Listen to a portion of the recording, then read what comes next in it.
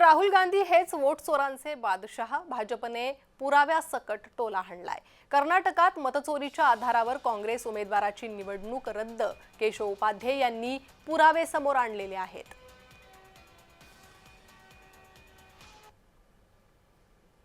मालूर विधानसभा 2023 मध्ये कर्नाटक विधानसभेच्या निवडणुका झाल्या होत्या.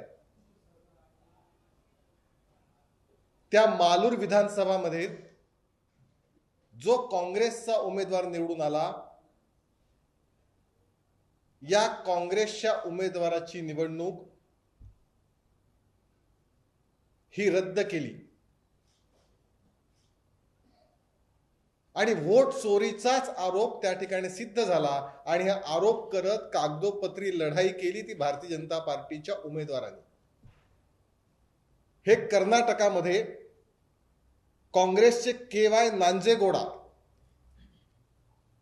हे उमेदवार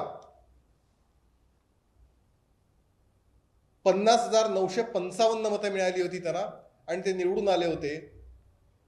2 नंबरच्या भारतीय जनता पार्टीच्या उमेदवाराला 50,707 मतं मिळाली होती. 250 मताच्या फरकाने हे निवडून आले होते. कारण काँग्रेसचेच उमेदवार आता मतचोरीमध्ये सापडू लागले.